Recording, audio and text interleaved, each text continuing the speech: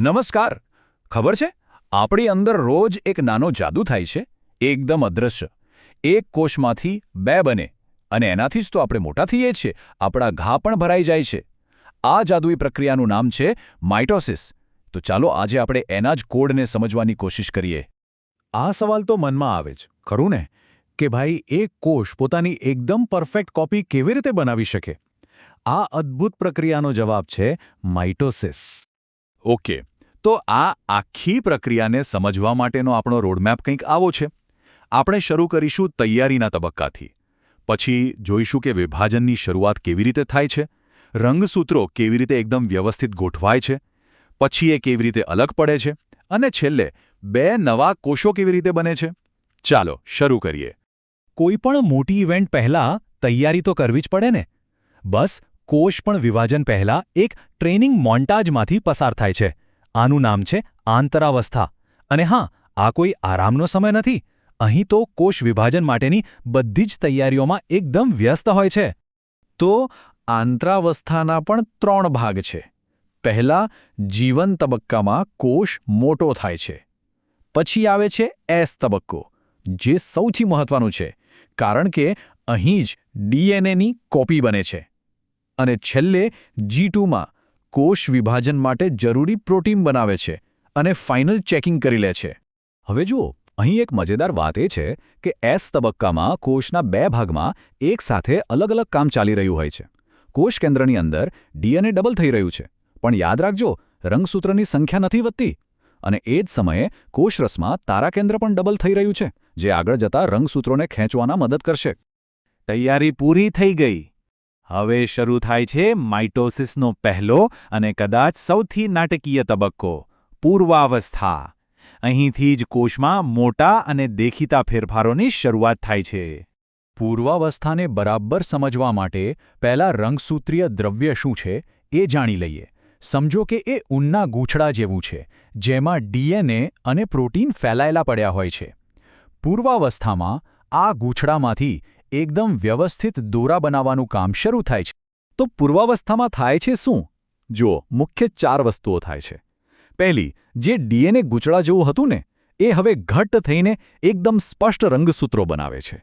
બીજું, જે તારાકેન્દ્રો છે એ કોષના 2 અલગ અલગ છેડા પર જતા રહે છે.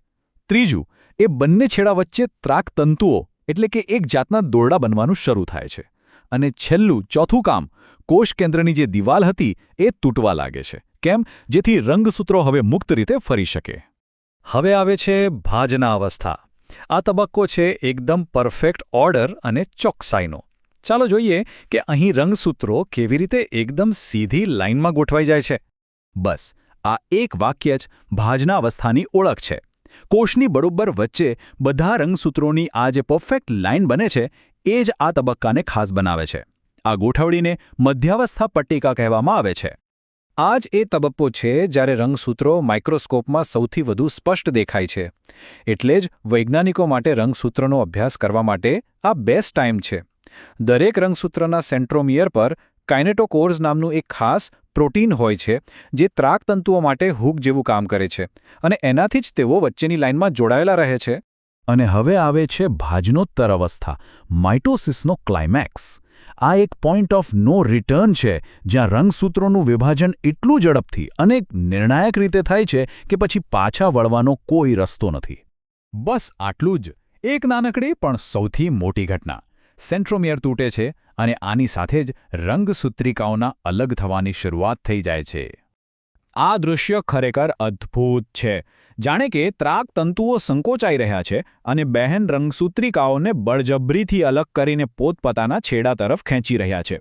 આ જે રંગસૂત્રિકાઓ અલગ પડી, એ જ હવે બનનારા નવા કોષોના ભાવિ રંગસૂત્રો છે. સારું, હવે આપણે છેક અંતિમ તબક્કામાં પહોંચી ગયા છીએ, અંત્યાવસ્થા. અહીં કોષ કેન્દ્રના વિભાજનની પ્રક્રિયા પૂરી થાય છે અને 2 નવા કમાન્ડ સેન્ટર બનાવવાનું કામ શરૂ થાય છે. અંત્યાવસ્થા એટલે પૂર્વાવસ્થાની એકદમ રિવર્સ પ્રોસેસ. જે બધું પૂર્વાવસ્થામાં તૂટ્યું હતું, એ બધું અહીં ફરીથી બને છે.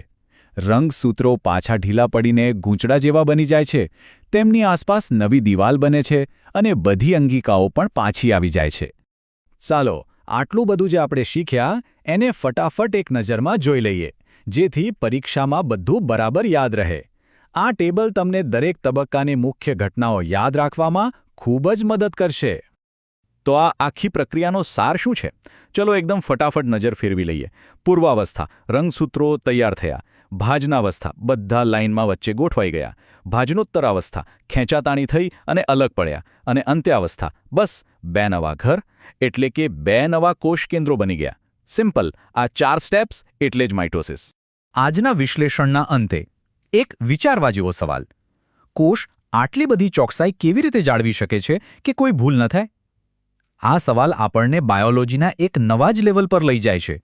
કોષચક્રના ચેકપોઇન્ટ્સ. પણ એ વાત કદાચ પછી ક્યારેક.